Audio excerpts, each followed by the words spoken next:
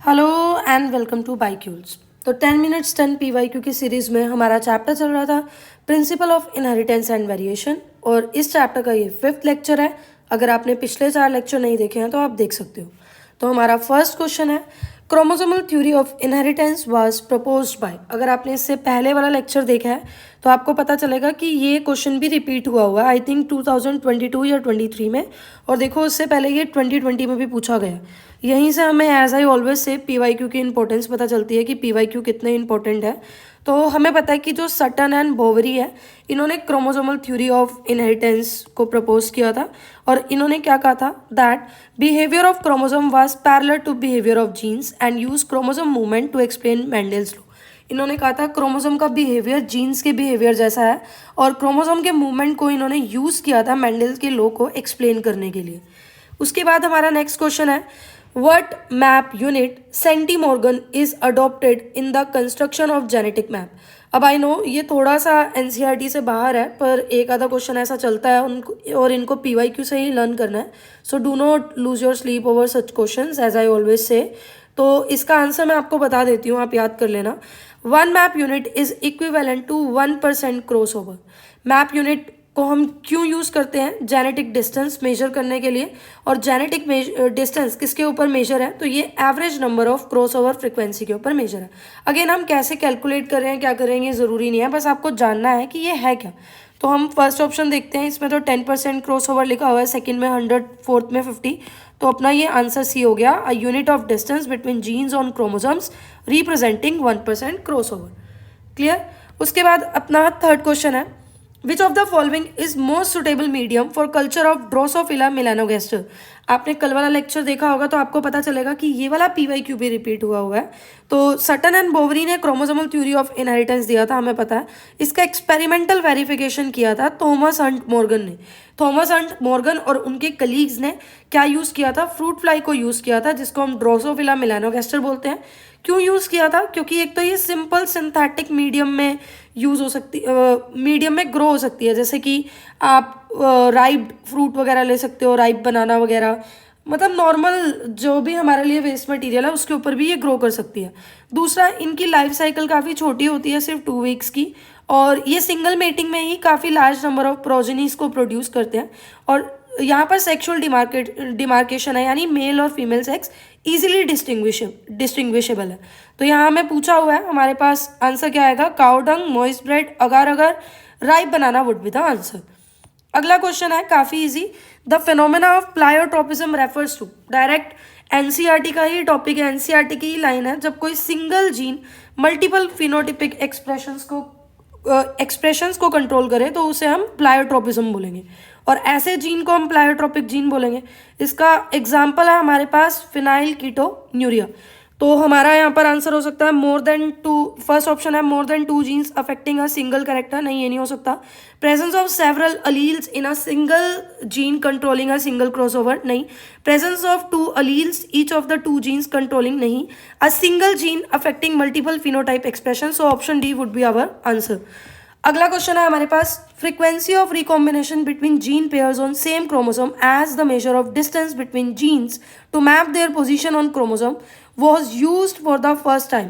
जब आप ये स्टेटमेंट पढ़ोगे तो मे बी ये स्टेटमेंट आपको थोड़ी सी कंफ्यूज कर सकती है, पर ये डायरेक्ट एनसीईआरटी की स्टेटमेंट है। ये बेसिकली ये पूछ रहा है कि जेनेटिक मैपिंग का कॉन्सेप्ट फर्स्ट टाइम किसने यूज़ किया था? तो ये एनसीईआरटी में गिवन है, क्या है? एल्फ्रेड स्टर्टवेंट।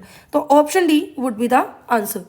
नेक्स्ट क्वेश्चन है, given below are 2 statements, one is labeled as assertion and another is labeled as reason. assertion है हमारे पास, Mendel's law of independent assortment does not hold good for genes that are located closely one on same chromosome.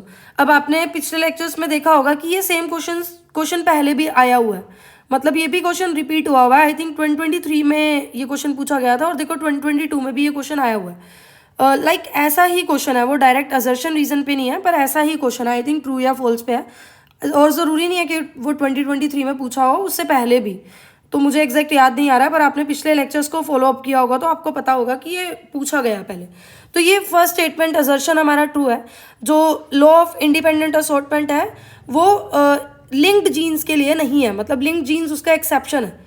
Mendel's law of independent assortment does not hold true for genes that were located on same chromosome. ऐसे jeans को जो एक ही chromosome पे लगे मतलब हैं और उनके बीच में डिस्टेंस बहुत कम है, इसको हम लिंक्ड जीन्स बोलते हैं। तो ये ऑप्शन हमारे पास ट्रू है।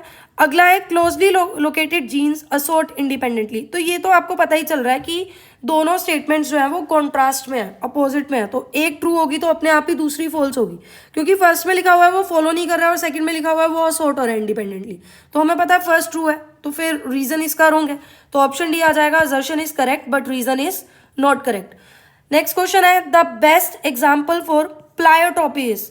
अब आपको प्लायोट्रॉपी का मतलब पता होना चाहिए। यहाँ पे जब एक सिंगल जीन काफी सारे फिनोटिपिक एक्सप्रेशंस को कंट्रोल करे तो इसे हम प्लायोट्रॉपिक जीन बोलेंगे, और ऐसे फिनोमेना को हम प्लायोट्रॉपिज्म बोलेंगे। फिनाइल कीटोयूरिया इसका एग्जांपल है। हमने ऊपर भी देखा कि ये वाला क्वेश्चन रिपीट हुआ है बाद में 2023 में, और 2020 में भी ये पूछा गया। तो इसका आंसर हो जाएगा ऑप्शन ए।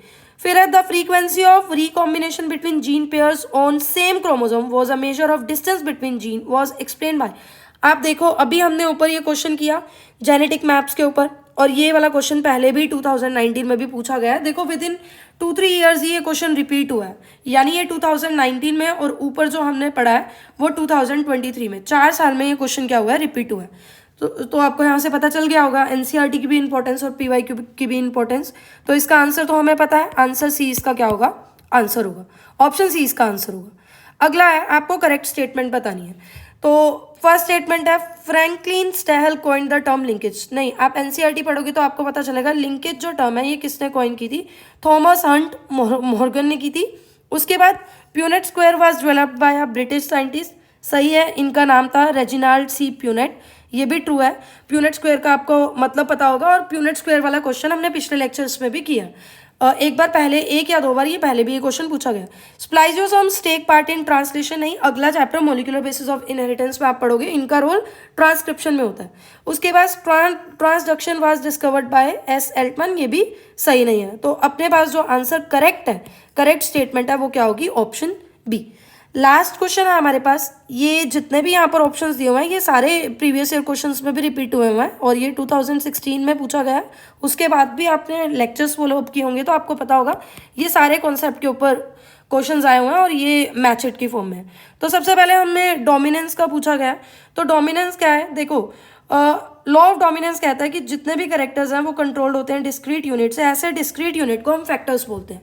ये फैक्टर्स जिनको बाद में जाके जीन्स बोला गया था, ये पेयर में अकर होते हैं। और डिसिमिलर पेयर ऑफ फैक्टर्स हो, यानी कि हेटेरोजाइगस कंडीशन हो, तो एक मेंबर, इस पेयर का एक मेंबर डोमिनेट करेगा दूसरे को। ठीक है, तो जो डोमिनेट करे दूसरा क्या होगा, रिसेसिव। जो अपना फैक्ट शो कर रहा है वो डोमिनेंट होगा। तो ऑप्शन पढ़ लेते हैं। Many genes govern a single character in a heterozygous organism only one allele express itself. तो हमें ए का तो 2 नजर आ रहा है, तो ए का होगा हमारे पास 2। अब देखो ये वाले ऑप्शंस तो कट गए जिनमें ए का 2 नहीं है। अब ए और बी में से हो सकता है, तो देखते हैं अपना आंसर क्या है। अगला हमसे पूछा हुआ है कोडोमिनेंस। कोडोमिनेंस के ऊपर तो कितनी बार क्वेश्चंस पूछे गए हैं ये आपको पता है। कोडोमिनेंस मतलब जब जो प्रोजेनी है, फन प्रोजेनी है, वो दोनों पेरेंट से मैच नहीं कर रही है, रिजेंबल नहीं कर रही है, बल्कि उनके बीच का कैरेक्टरिस्टिक फीचर है कोई, है ना। तो कोडोमिनेंस में हम क्या बोलेंगे, in a heterozygous organism both alleles express themselves fully. जैसे आप देखते हो कि डोमिनेंट फ्लावर कलर था रेड, जिसको हम कैपिटल आर से डिनोट कर रहे हैं, और रिसेसिव कंडीशन जो थी वो वाइट फ्लावर की थी, जिसे स्मॉल आर से डिनोट कर रहे हैं। F1 generation capital R small R. तो लॉ ऑफ डोमिनेंस के हिसाब से तो यहाँ रेड कलर के फ्लावर होने चाहिए थे, पर यहाँ फ्लावर क्या थे, पिंक कलर के। स्नैपड्रैगन के केस में हम ये एग्जांपल देखते हैं। तो मतलब क्या है, हेटेरोजाइगस कंडीशन में दोनों ही अलील्स ने अपने आप को एक्सप्रेस किया। तो बी का हो गया अपने पास 3। तो इस हिसाब से हमारे पास ऑप्शन बी सही बैठता है। फिर भी हम बाकी के भी ऑप्शंस पढ़ेंगे, याद करेंगे रिवीजन के लिए। प्लायोट्रॉपी के ऊपर हमने अभी ऊपर क्वेश्चन किया है। जब एक सिंगल जीन काफी सारे कैरेक्टर्स को कंट्रोल करे तो उसे हम प्लायोट्रॉपी बोलते हैं। जैसे कि सॉरी, हम फिनाइल कीटोन्यूरिया के केस में ये चीज देखते हैं। तो सी का हो गया अपने पास 4। और पॉलीजेनिक इनहेरिटेंस पर जब काफी सारे जीन्स मिलके, मल्टीपल जीन्स मिलके एक सिंगल कैरेक्टर को कंट्रोल करते हैं, ऐसे ट्रेट्स को हम पॉलीजेनिक ट्रेट्स बोलते हैं। ह्यूमन स्किन कलर इसका एग्जांपल है।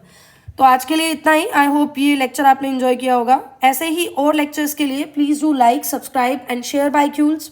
Thank you so much. Description में टेलीग्राम चैनल का लिंक है जिसपे हम डेली 20 PYQ पोस्ट करते हैं और शाम के टाइम या रात के टाइम उसकी रिवीजन शीट भी आती है। तो एज आई ऑलवेज से उसके लिए सेपरेट रजिस्टर लगाओ और उसको उसमें सिर्फ PYQs को लिखो, सिर्फ PYQ के पॉइंटर्स को लिखो अपनी हैंड राइटिंग में, थोड़ा सा कंसाइज वे में, ताकि नीट से बिल्कुल पहले आपके पास 60-70 पेजेस के नोट्स हों जिसमें से PYQ का ही कंटेंट हो और आप देख सकते हो PYQ कितने रिपीट होते हैं और वो आप 2-3 घंटे में रिवाइज कर सको। तो आप उस चैनल को ज्वाइन कर लेना। Thank you so much. Take care.